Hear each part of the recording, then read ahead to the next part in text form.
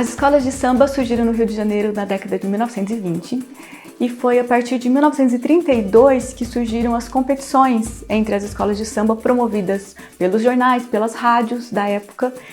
E essas competições avaliavam a letra, o enredo, a originalidade, o conjunto.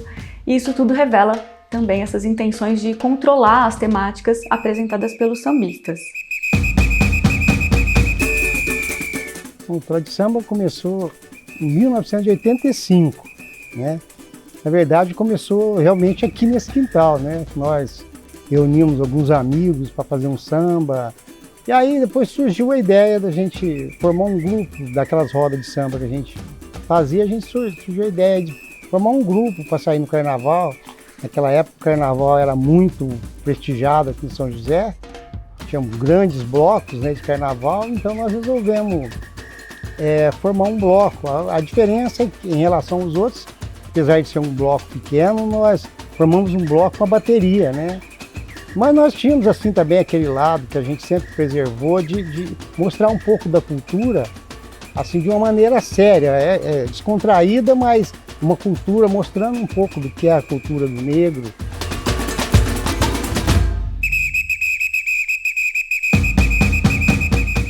Então, primeiro eu não gostava de samba. Engraçado, né? Mas com o aconchego da família, a família chegando, um próximo do outro, eu fui me adaptando, porque houve uma, como disse já o Tobias, né, houve uma agregação de família.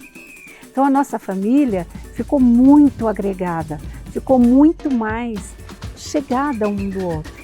E esse carinho entre a gente, ele respondia através do samba. Então assim eu passei a gostar do samba. Nós, quando o Tradição Samba foi fundado, eu tinha 6 anos, mais ou menos. Pra gente era festa, né? Tudo era festa, era ótimo. Vinha todos os primos, vinha os amigos, juntava todo mundo, era ótimo. Quando a gente foi ficando mais adolescente, aí você começa a entender a importância e como aquilo funcionava de verdade. Aí a gente se envolveu muito, muito mesmo. Então tudo era na minha casa, tudo era aqui, né, no quintal, e a gente amava aquilo. Que aqui a minha casa se enchia assim na média de 300 pessoas. E o bairro aqui de São José, que é esse onde a gente mora até hoje, eles esperavam o Tradição Samba na rua.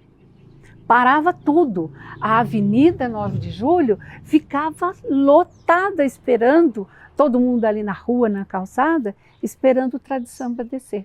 Depois de 88 foi um ano muito marcante para nós, que era o ano do centenário da abolição.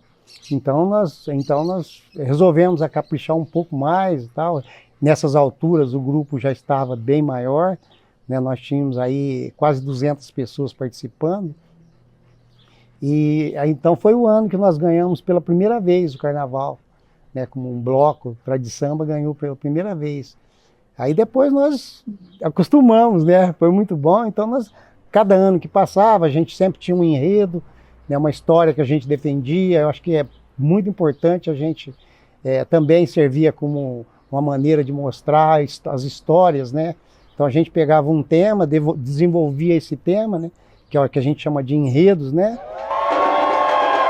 Chica, espelho meu, se é na avenida mais bonito de mim. Chica, espelho meu, se é na avenida mais eles que eu vou cantar. E a minha alegria. As verbas eram um caso sério, as verbas era tudo originário do grupo mesmo. A gente tinha muita satisfação de fazer as coisas por nossa conta. Uma que a gente sempre entendeu que se a gente dependesse do poder público seria mais difícil. A gente entende que o poder público, prefeitura, os departamentos, eles tinham outras prioridades, né? Então a gente via as dificuldades que algumas escolas de samba tinham, né? Nesse período, né? Que precisava de verba, precisava de material e tal.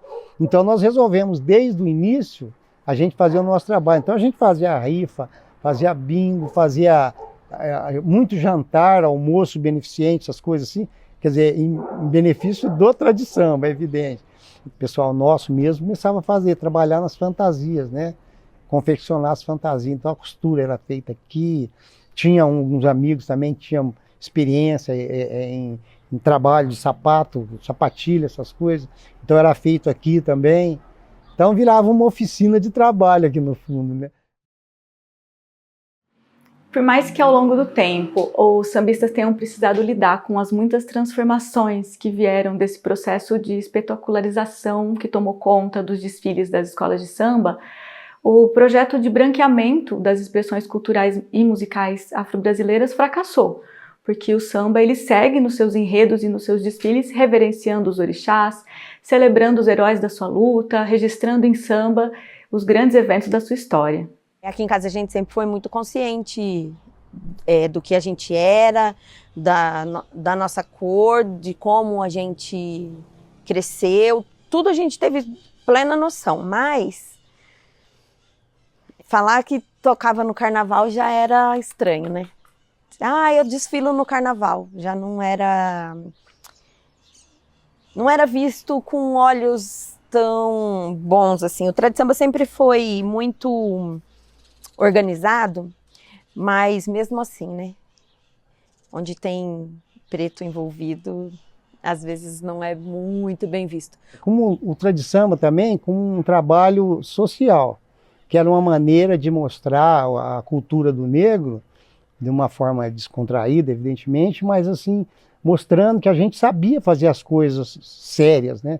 As coisas organizadas. No começo, as pessoas estranharam um pouco, porque eu não estava muito acostumado, eu digo assim, a gente via muito o lado social por isso, porque eles não estavam acostumados a ver um grupo de negros, vamos dizer assim, que a maioria eram negros, né? E então era muito comum as pessoas acharem que é mais um grupo que vai passar e daqui a pouco não vai existir mais, né? Mas a gente tem muito orgulho de dizer que nós somos o grupo mais velhos da cidade, né? Porque nós foi fundado em 85, né? Então nós estamos aí com um pouco mais de 40 anos, né, de existência. Viva a cuíca do mestre Marçal, viva a Portela, viva a Mangueira, viva o fundo do nosso quintal. Viva o samba, viva o samba.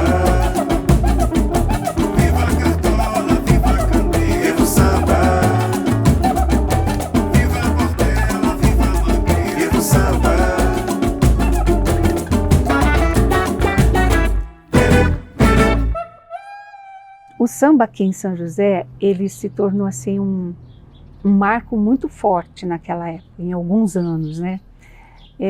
Mas faltou esse incentivo. Então nós resolvemos simplesmente dar um tempo, esperar o poder público dar uma chance para todos, não só para nós, mas para todos. E eu vejo hoje isso aí ainda muito lentamente visto pelo poder público. Eu acredito que o carnaval seria muito melhor aqui em São José, com a volta dos blocos, com as apresentações, não só do Tradisamba, mas de modo geral, tinha muita gente, sabe, boa que tocava, tinha muito bloco legal, que todo mundo participava, a cidade se envolvia muito. Nós, durante muito tempo, nós apresentamos projetos, inclusive, que é para uma manutenção do carnaval. Mas, vamos dizer assim, foram palavras ao vento, porque realmente não acataram, porque a gente via no carnaval, como eu ainda vejo no carnaval hoje, o carnaval feito de uma maneira séria, ele pode ser uma fonte de renda, pode atrair o turismo. Se eles tivessem investido, ou se mesmo as pessoas tivessem acatado alguns projetos que foram apresentados, eu acho que hoje nós teríamos ainda um carnaval bastante vivo. Mas a gente quer viver o suficiente para ver ainda voltar a ter esse carnaval, né?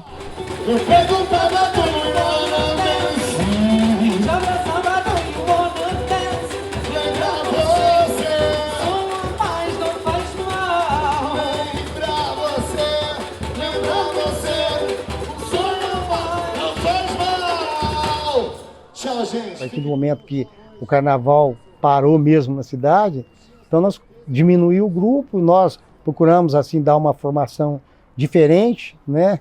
E aí começamos a fazer apresentações em festas, né? Casamento, aniversário, formatura, enfim. Mas aí já era um grupo com um formato diferente, né? Era com intérprete, cavaco, passistas, né?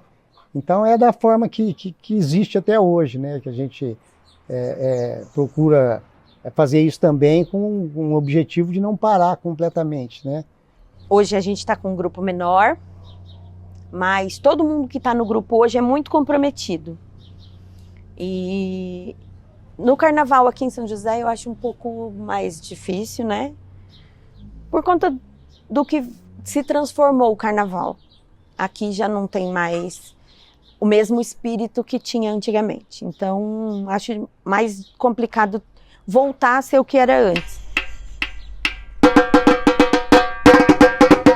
Hoje é das melhores coisas que a gente tem hoje é tocar no Trad Samba, com certeza. O Trad Samba, ele deixa até hoje muita saudade, porque hoje nós somos um grupo menor, somos coeso, tudo bem, mas nós temos muita saudade ainda daquele grande Trad Samba.